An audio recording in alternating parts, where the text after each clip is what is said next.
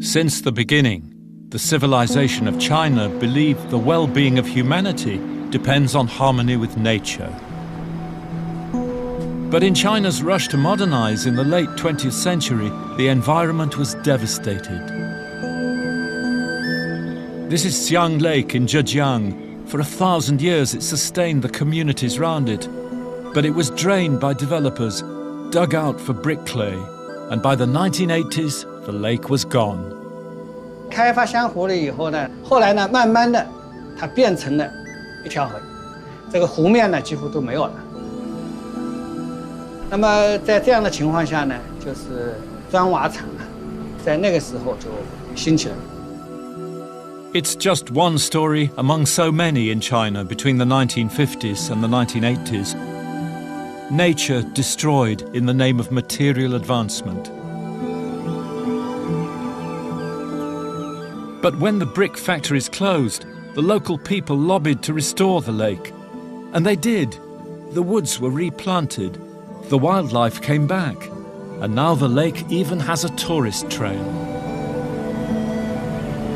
The story of Xiang Lake, it seems to me, is like one of those old Chinese fairy tales about the thing that was loved and lost and then found again. I suppose you could say that the story of the lake is a parable of the modern fate of China's ancient ecological civilization and the modern renewal of that dream.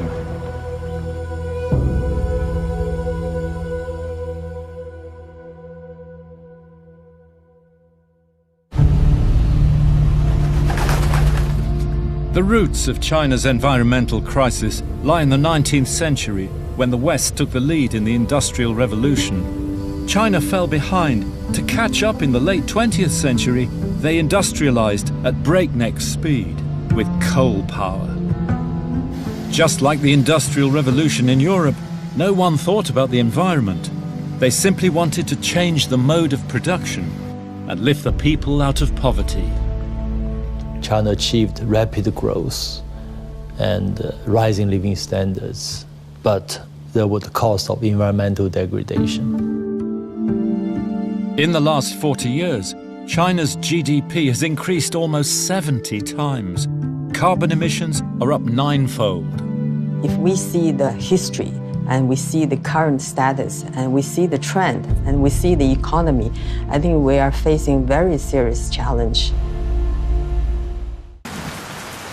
The Chinese government has set up an environmental think tank.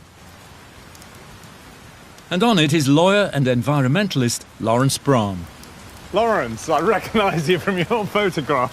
Yeah, good. The key to repairing the damage is to make a fundamental shift in the way that China thinks about the environment, to promote what President Xi has called an ecological civilization. Thinking that had lasted for about a decade in China was we need high growth rates, we need fast industrialization, otherwise we can't give people jobs and we won't have social stability. Over 50% of the water supplies are toxic. You have now massive melting of Himalayan glaciers which affect your water systems. You have disruption in the environment. You take toxic water, you put it on food. Add up the cost of repairing this. It's a cost to the government. It goes back to the taxpayer. And so you have to think about the cost of GDP. Pollution costs lives and money. And the first step, everyone agrees, is for China to drastically cut carbon emissions. We have to achieve net zero carbon emission by 2060. And that means we need to cut the carbon emission tremendously. We need to level it and then cut it down and to bend the curve very fast. Fossil fuel is responsible for nearly 80% of the greenhouse gas emission. Even last year, coal is still more than 60% in the energy consumption. So as China will be dependent on coal for some time yet, In the short term, they've developed new low-emission technology for their coal-fired power stations. They're putting huge research and development into these technologies, and they're one of the world leaders now. This plant in Shanghai was the pioneer. It's so efficient that it's cleaner than natural gas. Tell us just briefly how much power this plant generates. Each year we output 10 billion kilomegawatt to the city, 6.8% for the city, the supply. Bai Yunfeng is a scientist at the environmental protection technology company that developed the ultra-low emissions treatment. 我们管这种技术呢叫超低排放，我们只是努力把我们能做的最好。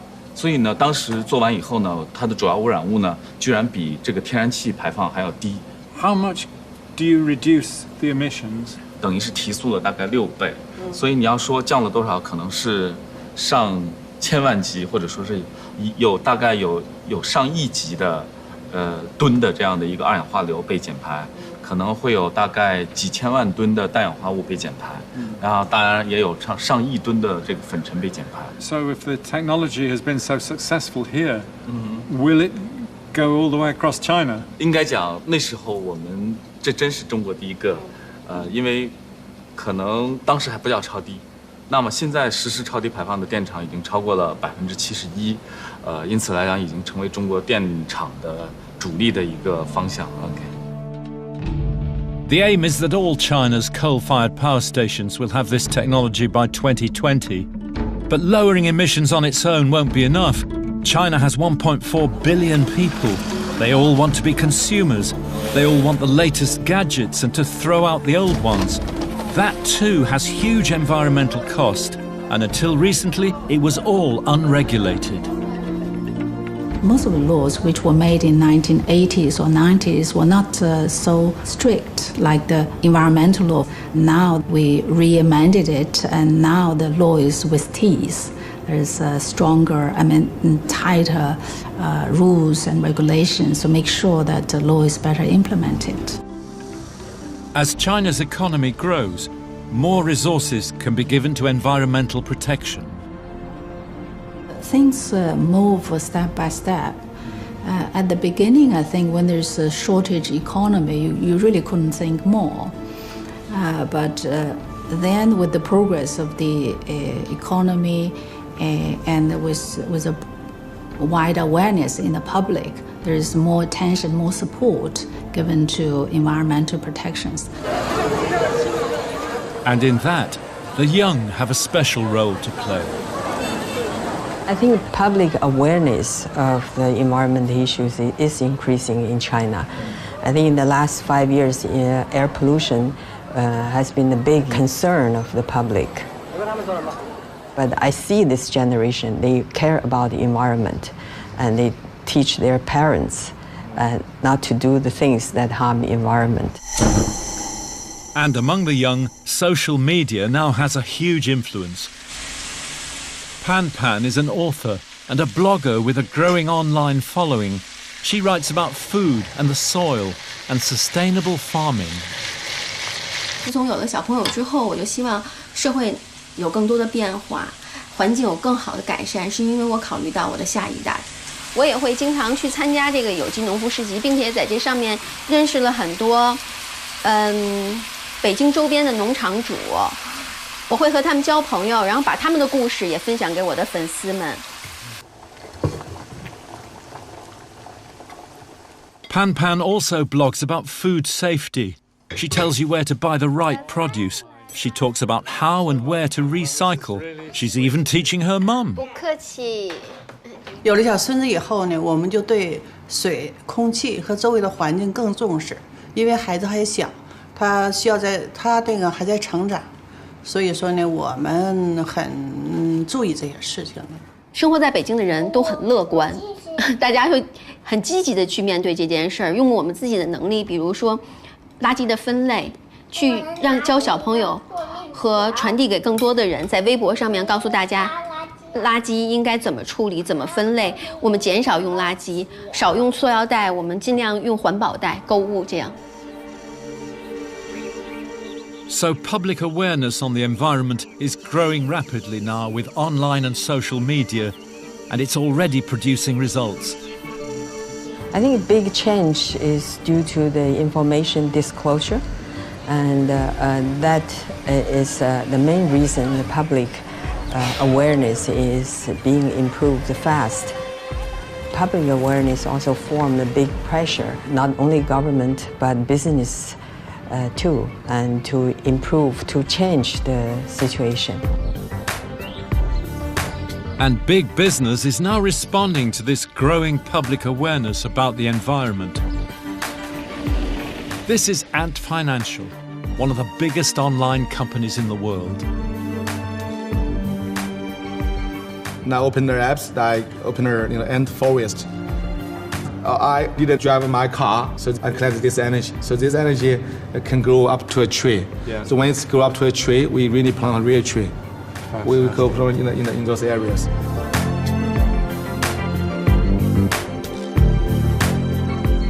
So far, we already have over 650 million people participating in these programs, and already plant 55 million trees.